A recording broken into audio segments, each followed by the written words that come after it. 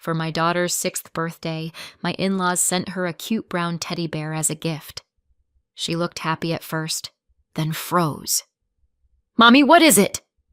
I looked closer and went pale. I didn't shout. I took action. 3 days later, police were at their door. Mia's 6th birthday was supposed to be simple. Cupcakes, paper hats, 3 little girls shrieking in my living room like tiny opera singers who'd been raised entirely on glitter and spite. The problem with simple is that it requires your life to also be simple, and mine very much was not. I was in the middle of divorcing Adam. The paperwork was floating around like a bad smell. The tension was everywhere and nowhere, which is a fun way to live when you're trying to keep a 6-year-old from noticing her world is being rearranged. So I tried to compensate. I went full birthday mom. I put up streamers. I made goodie bags. I baked cupcakes from scratch instead of doing the normal person thing and buying them from a grocery store bakery that employs professionals and probably has a health certificate. I even invited parents to stay. I don't know why I did that. Maybe guilt. Maybe self-harm. Maybe I wanted witnesses in case I snapped and started eating frosting directly out of the piping bag with my hands. I did. The witnesses were polite. There were 3 friends, Mia's best friends, which changes weekly, but today it was these 3.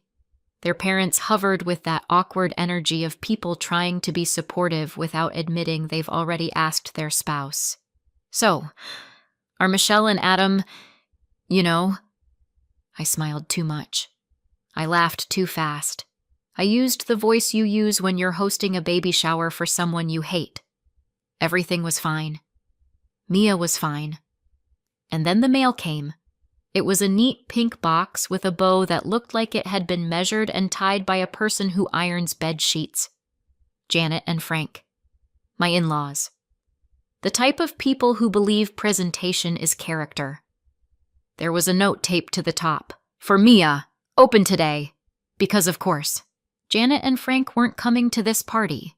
Mia was having another birthday with Adam a few days later. Her dad's birthday, as Mia called it, like Adam was the one turning 6 and not just the one who would probably show up late and then blame traffic for the concept of time. But Janet and Frank wanted their gift opened now, so we added it to the pile. Kids opening presents together is chaos in a pure form, like a natural disaster with better wrapping paper. Mia ripped through a bag of stickers, squealed at a sparkly water bottle, and held up a plastic unicorn as if she'd discovered fire. Then she grabbed the pink box. "This one is from Grandma and Grandpa," she sang, like announcing a new character in a play. She opened it carefully, because Janet taught her to be gentle, which sounds sweet until you realize gentle is just Janet's word for obedient. Inside was a brown teddy bear with a little heart stitched on its chest. Mia's whole face lit up. She loved stuffed animals. She loved anything soft and loyal and silent. Honestly, same. "Oh my gosh," she whispered, hugging it like it had rescued her from a burning building. The other girls crowded around. "Oh, it's so cute. I want one." One of the dads, nice guy, vague name, probably Steve, said, "That bear is going to be her best friend." I laughed, because that's what you do when people say normal things at normal parties. Mia carried the bear off to play, and the house went back to its usual birthday roar. Kids running, parents sipping coffee like it was medication, paper plates stacking up, frosting appearing in places frosting should never be. At the time, it really did feel normal. Not peaceful, not calm, but normal. And that's the thing about normal. You don't realize it's the last time until it's already gone. About 20 minutes later, Mia appeared in the doorway of the living room, teddy bear in one arm, her little brow pinched the way it gets when she's trying to do math. "Mommy!" she called. I turned, still mid-smile, because I was performing "I'm fine" like it was my full-time job. She stepped closer. She wasn't crying. She wasn't upset. Just confused. Then she held up the teddy bear. There was a small opening near one of the seams, like a zipper hidden under fur. The kind you don't notice unless you're the kind of child who believes every object is a mystery waiting to be solved. "Mia, what did you—" She squeezed the bear's side and looked up at me. "Mommy," she said very quietly. "What is it?" Her voice did something to me, like a hand reaching inside my chest. I went still. I leaned in, and my skin went cold, because inside the bear, just barely visible through the opened seam, was something that definitely wasn't stuffing, something hard, something not meant for a child's toy. My stomach dropped so fast I felt it in my knees. My first instinct was to react the way my body wanted to react, to shout, to demand, to call Janet and Frank and ask them what kind of deranged little game they thought this was. But there were 3 little girls behind Mia. There were parents in my living room, there was a birthday cake with candles waiting to be lit, and there was Mia's face, looking at me like I was the final answer. So I swallowed it. I made my voice soft. "Oh," I said, like she'd just shown me a loose button. "Let me see it for a second, sweetheart." Mia hesitated. "Is it broken?" "No," I lied. "I just want to check something." I took the teddy bear from her hands gently, so gently, like I was holding a bomb. "Go play," I said. "I'll bring it right back." Mia nodded, because Mia is a good kid, because Mia trusts me, because Mia had no idea she'd just handed me the beginning of the end. I walked down the hallway without rushing, because rushing would have made the parents look up. And I didn't want questions. Not yet. I stepped into my bedroom, the room Adam and I used to share before the divorce, turned it into neutral territory, and shut the door. My hands were shaking before I even realized I'd started breathing differently. I sat on the edge of the bed with the bear in my lap. I stared at that seam. I stared at the hard shape inside. And I realized something very clearly. Whatever this was, it wasn't an accident. This bear wasn't just a gift. It was a message. My heart thudded once, heavy and slow. I opened the seam a little more. Looked. Checked. Adjusted the bear in my hands so the light hit the inside. My breath went thin. My face went pale. And I felt something in me, something tired and old, finally get angry. Outside my bedroom door, I could hear the party, laughter, running feet, someone yelling about juice. In my lap, a brown teddy bear sat like it was innocent. It wasn't. I didn't cry. I didn't scream. I didn't call anyone. I did the only thing I could do. I closed the seam, smoothed the fur, stood up. I put the bear somewhere safe in my room, somewhere Mia couldn't reach, somewhere it couldn't accidentally end up back in her arms. Then I looked in the mirror and practiced my smile like I was rehearsing for a play, because I still had a birthday party to finish, and I wasn't ready, yet, to let anyone see what had just changed. I walked back out to the living room, served cake, sang happy birthday, clapped at the right moments, and all the while, in the back of my mind, one thought kept repeating like a warning bell. That teddy bear had already done its job, and I hadn't even figured out what it was. When the last guest left, I stood in my kitchen staring at a stack of paper plates. Mia was upstairs brushing her teeth, humming to herself. She'd had a great day. I should have been relieved. Instead, I felt like I'd run a marathon while carrying a secret in my mouth like broken glass, because I knew what was waiting in my room, and I knew who had sent it. Janet and Frank didn't become my in-laws by accident.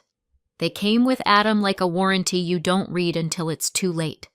When I first met Adam, he was charming, funny, easy, the kind of man who could talk his way out of a speeding ticket and then convince you it was the officer's fault for standing there. He wasn't cruel, He wasn't loud. He wasn't the kind of husband you warn your friends about immediately. He was slippery. Money would disappear. Not in a dramatic way. Not in a, we're going to lose the house tomorrow way. Just enough to make you double-check the account. $100 here, $200 there. He always had an explanation. Oh, I forgot to tell you. I paid the car insurance. Oh, I grabbed groceries. Oh, I had to cover something at work. And for a while, I believed him, because that's what you do when you love someone. You make their stories fit. Janet and Frank were always around, close enough that dropping by felt like a hobby. Sunday dinners, random Tuesday visits, phone calls that started with just checking in and ended with, we're worried about how you're managing things. They were obsessed with money in that old-fashioned way, like money was morality. They'd ask questions that sounded casual but landed like inspections. So how much are you putting away each month? Are you still using that bank, or did you finally switch? What's in your name versus Adam's? If I hesitated, Janet would tilt her head and smile like I was a child hiding a report card, and Adam never stopped it. If anything, he'd nod along, laugh, shrug. Mom's just like that, he'd say. She means well. Sometimes he'd add, maybe they have a point, which is a special kind of betrayal. The quiet kind. The kind where you're standing in your own marriage and still somehow outnumbered. Then Mia was born, and the money got worse. Not because babies are expensive, they are, but because Adam started panicking about money like it was a personal insult. He'd get restless, irritable, secretive. He started staying out late with friends. He started taking calls in the garage. I found online transactions that didn't make sense. Withdrawals at weird times, payments I couldn't match to anything in our lives. When I asked, he'd get defensive. Why are you tracking me? I'm not tracking you. I'm trying to understand why rent is due and the account is bleeding. He always turned it into a fight about my tone, my timing, my trust issues. And I'll be honest, my trust issues weren't imaginary. They were built. Slowly. Brick by brick. It took me longer than it should have to name it. Gambling. Not just a few bets with friends. Not just a game night. Gambling in the way that makes money vanish and leaves behind nothing but excuses and adrenaline and debt. When I confronted him, he swore it wasn't that bad.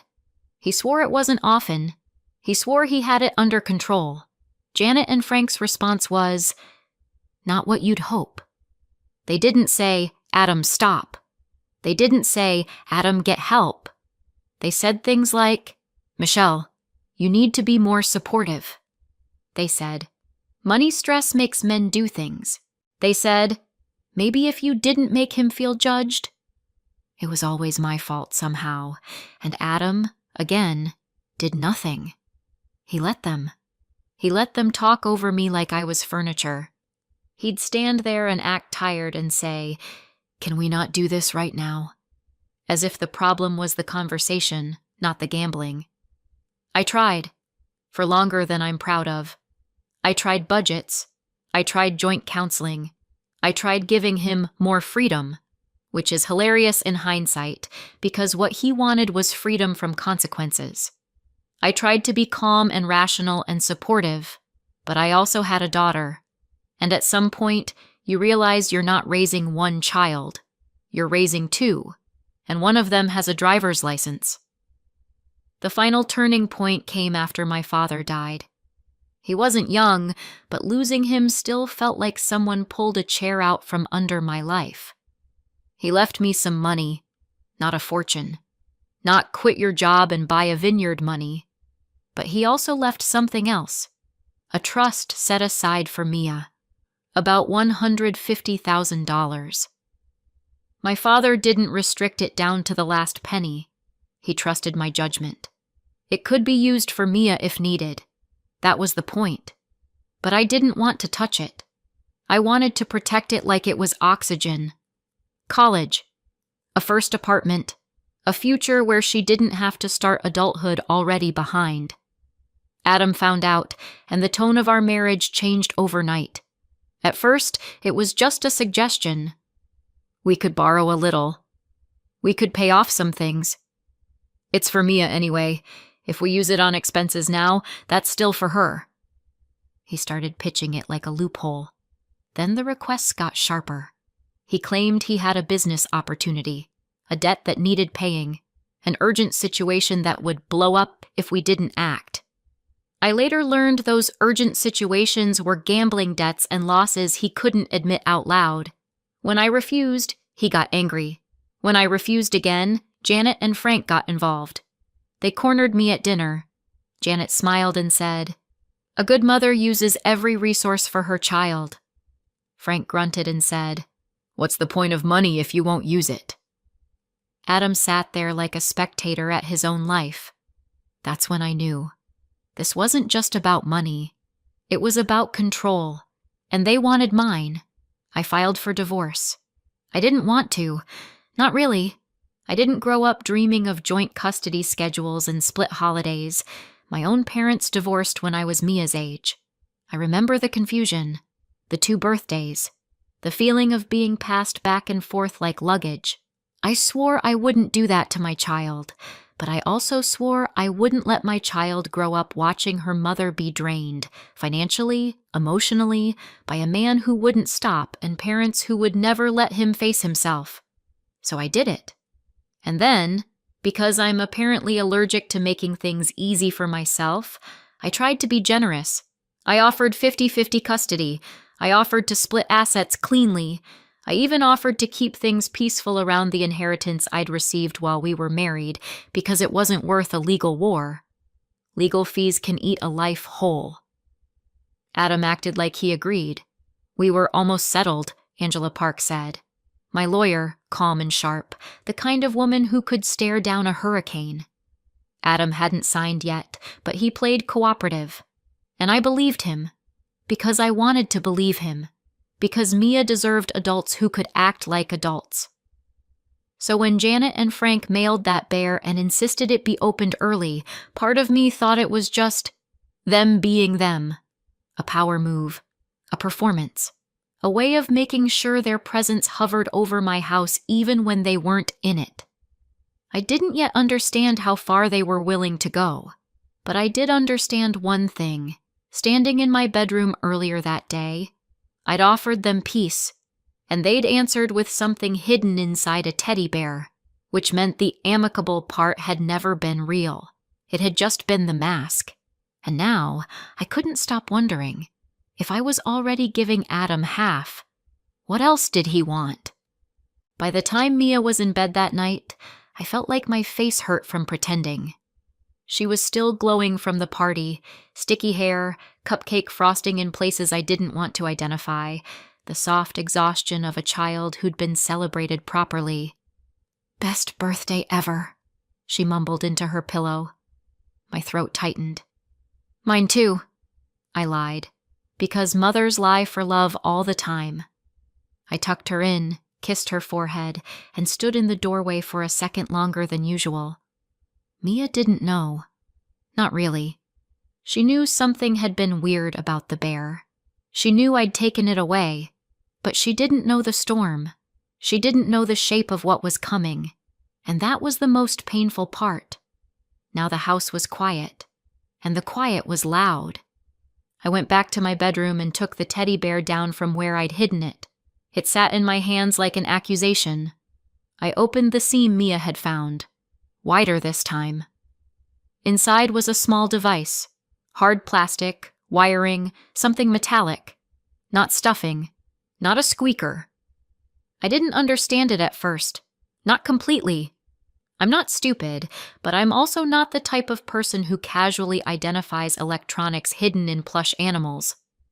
I did what any modern woman does when faced with a nightmare wrapped in fur.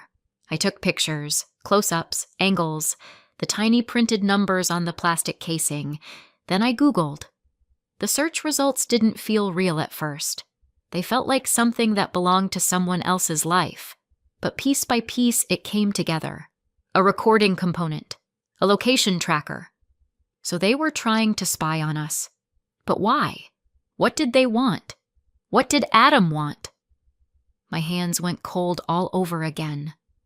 I sat on the edge of my bed and stared at the bear, thinking about how many times Mia had hugged it, how many times she'd pressed her cheek against it like it was safe, how many times Janet had kissed her and called her sweet girl while smiling at me like I was failing a test.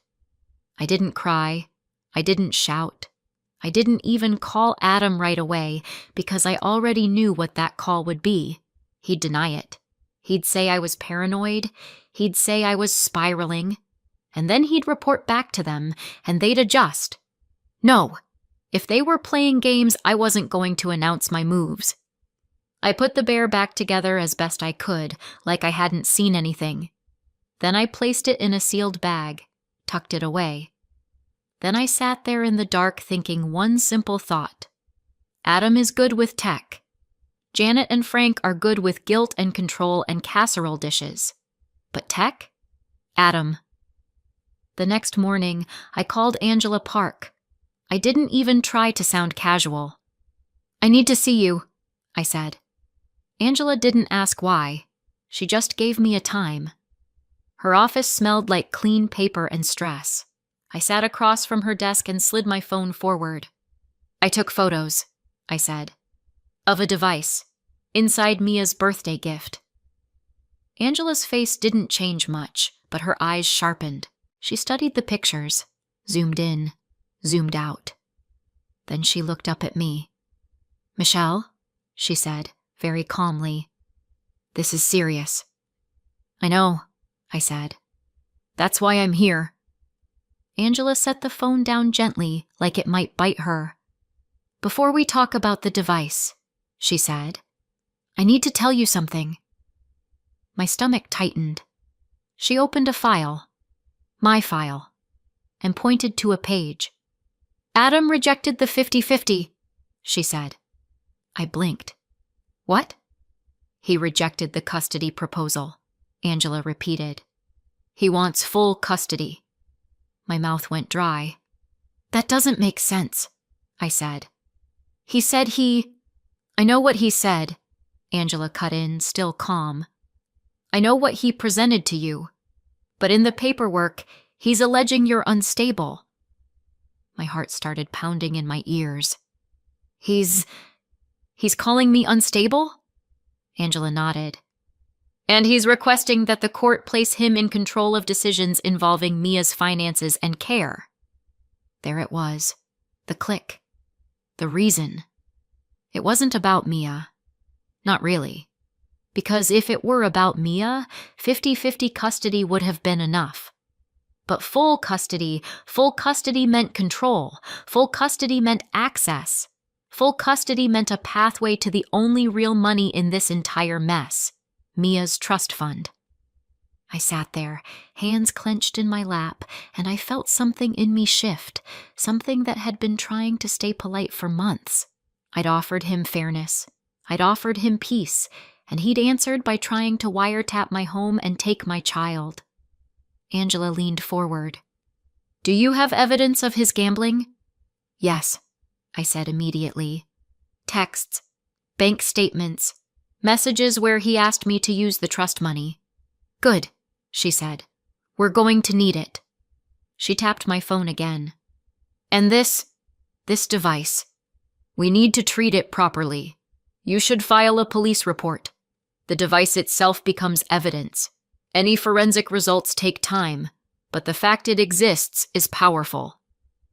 I nodded because my body was operating on something older than fear now. Strategy. Protection. War. Angela watched me for a second. You offered him an uncontested path, she said quietly. He chose conflict. I felt my jaw tighten. Then he's going to learn what conflict looks like, I said. Angela didn't smile, but her voice held approval. That's the correct response. I left her office with a list of things to gather, copies to print, accounts to document. And I left with something else too. Clarity. Adam hadn't been playing fair. He'd been playing for keeps. And now, so was I. A few days later, it was time for Mia's second birthday. The one with Adam. The one with Janet and Frank hovering in the background like they'd never done anything wrong in their lives. I didn't want to let Mia go. Every protective cell in my body screamed not to. But I also knew how this would look if I stopped it without proof. If I suddenly became difficult. If I became the story they wanted. So I did what mothers do. I planned. That morning, I put a watch on Mia's wrist. It looked like a normal kid's watch. Bright, simple, the kind you'd buy because children can't tell time but love accessories. I crouched in front of her and kept my voice light. "If you feel scared," I said, brushing hair out of her face, "press this button." Mia looked down. "Why?" "Just in case," I said. "Sometimes grown-ups get mixed up. If you can't find Daddy or you need me, you press it. Okay?" Mia nodded. "Okay." I kissed her forehead and smiled. My smile didn't reach my bones. Adam came to pick her up. He stood on my porch like a man who had rehearsed being harmless. "Hey," he said, as if we were just two friendly co-parents who'd accidentally ended up divorcing because of scheduling conflicts. "Hey," I said back. Mia ran to him. He lifted her up and spun her once like a normal dad. I watched his hands. I watched his face. I watched everything. He handed me a slip of paper with an address, pickup instructions. "We'll drop her here," he said. "Same time." "Text me when you're leaving," I said. "Sure," Adam said easily. And then they were gone. The hours crawled. I tried to be normal. I cleaned. I did laundry. I stared at my phone too much. I checked the time. Checked it again. Then again, because anxiety is just your brain hitting refresh like it's going to load new information. When it was time to pick Mia up, I drove to the address Adam had given me. It was a building. Not a house. Not a backyard full of balloons. Not anything that screamed children's party. Just a place. I pulled into the lot and sat for a second looking around. No cars I recognized. No music. No kids. No decorations. No signs. Maybe it was inside. Maybe there was a back entrance. Maybe I was early. I got out and walked around, checked the address on my phone, looked at the doors, tried to find something that made it make sense. Nothing. I checked the time. I checked my messages. I called Adam. No answer. I called again. Nothing. I texted, "I'm here. Where are you?" No reply. At first, I blamed myself. Maybe I had the wrong building. Maybe I misread the number. Maybe I was on the wrong side. I walked the perimeter like a lost tourist. Then I tried to calm myself. Maybe they were late. Maybe they'd gotten stuck.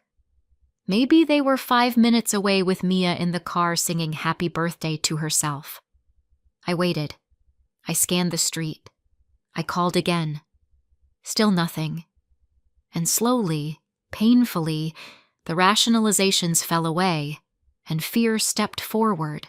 Because when your child is missing, your body knows it before your mind allows the words. Then my phone buzzed. An alert. Not a message. Not a call. An SOS. My hands went numb. I opened it and saw the location ping. Mia. At Janet and Frank's house. My stomach dropped so hard I thought I might throw up. I didn't. I moved. I got in the car and drove. Fast but focused, because panic driving is how people end up dead, and I needed to stay alive long enough to get my child. As I drove, I called the police. "My daughter's 6, I said, voice tight, not dramatic, just factual. I received an SOS alert from her watch. I went to the pickup point I was given and she wasn't there. I can't reach her father. I have her GPS location. Please send someone to check." The dispatcher asked questions. I answered them. My voice sounded like someone else's, like I'd become a woman made of pure checklist. I gave the address. I kept driving. When I turned onto Janet and Frank's street 5 minutes later, I saw a patrol car already there. My heart seized with relief and fury all at once. I pulled up and ran to the door. Before I could knock, it opened, and Mia burst out like she'd been held underwater. She ran straight into my arms and wrapped herself around me so tight her little fingers hurt. I held her and breathed her in. Warm hair, shampoo, the smell of a child who should never be used as a weapon. "Mia," I whispered. "I'm here. I'm right here." She pulled back just enough to look at me, eyes wet and confused. "Grandma said you didn't come," she choked out. "She said you abandoned me." My throat closed. "I did come," I said immediately. "I was there. I was looking for you." Mia's face crumpled like she was trying to hold two truths at once and didn't know which one to trust. Behind her, Janet appeared in the doorway with her hands clasped like she was hosting a Bible study. "Oh, Michelle," she said, voice sweet. "This was all a misunderstanding." Frank stood behind her, arms crossed, looking irritated, like my missing child was an inconvenience to his evening. An officer stepped closer and asked a few basic questions. Calm voice, neutral posture, the practiced tone of someone who's seen every version of family chaos. Mia sniffled and said, "I got scared. Mommy didn't come." My chest tightened. Because of course she said that. She was 6. She'd been told it. She'd believed it. She'd pressed the button because she was scared, and kids don't know what else to do when they think they've been left. Janet murmured, "She's been so emotional lately." I looked at her, really looked, and I saw the same smile she'd worn at Sunday dinners when she'd asked me about my bank account like it was her business. I didn't argue on the porch. I didn't explain. I didn't give them the fight they wanted. I lifted Mia into my arms and said, "We're going home." Janet opened her mouth like she was going to protest, but the officer's presence made her pause. Frank looked like he wanted to say something, but he didn't. Adam was nowhere in sight, which honestly felt like the most Adam thing possible. I buckled Mia into the car and drove home shaking with contained rage.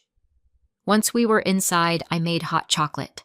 Not because hot chocolate fixes trauma, but because it gives small hands something warm to hold, and sometimes that's the first step back to safety. I sat with Mia on the couch until her breathing slowed. "I didn't abandon you," I told her quietly. "Never." Mia nodded, exhausted. She leaned against me like a baby, even though she was 6 and determined to be big. Later, when she was asleep, I went to my room and opened the watch app. I wasn't expecting much. A timestamp, a location log. But when I clicked the SOS event, there was an audio file attached. My fingers hovered over it for 1 second. Then I pressed play. At first it was muffled, fabric, movement, a child's breathing. Then Janet's voice slid in, clear enough to make my skin crawl. "You see?" she was saying. "Your mommy didn't come." Mia's small voice. "She said she would." Janet again, softer now, like poison in honey. "Sometimes mommies say things and don't mean them. You need to remember that." Frank's voice rumbled in the background. "Stop crying. Big girls don't cry." Mia's sob caught in her throat, and my stomach turned. Then Janet's voice again, and this time it wasn't comfort. It was instruction. "If anyone asks," she said, "you tell them your mommy forgets things. You tell them she gets upset. You tell them she isn't stable." I stopped breathing. Mia whimpered, and Janet kept going. You don't have to like saying it, Janet murmured, but it's important. Daddy needs help. We need help. And your mommy, well, your mommy can't take care of you the way we can. The recording continued. More coaching, more shaping, more deliberate, sickening adult hands trying to sculpt my child's reality. This wasn't a mistake. This was a plan. I saved the file, backed it up, sent it to Angela Park. Then I sat on the edge of my bed and stared into the dark, listening to the quiet house and thinking one cold, steady thought. They wanted proof. Now they'd given it to me, and they were going to regret every second of it. Months later, we had the hearing. By then, it wasn't one incident. It was a pattern. A teddy bear with a recorder and tracker inside it, sent by Janet and Frank, handled by Adam. A police report. A forensic result tying Adam to the device. And Mia's SOS recording. My 6-year-old's voice trembling while adults coached her like she was a witness they could rewrite. It wasn't, he said, she said, anymore. It was their voices, their choices, their fingerprints. The judge didn't need me to be dramatic. I didn't have to perform pain or prove I was the better parent in some inspirational speech. I just had to tell the truth and hand over the evidence. I got full custody. Adam got supervised visitation.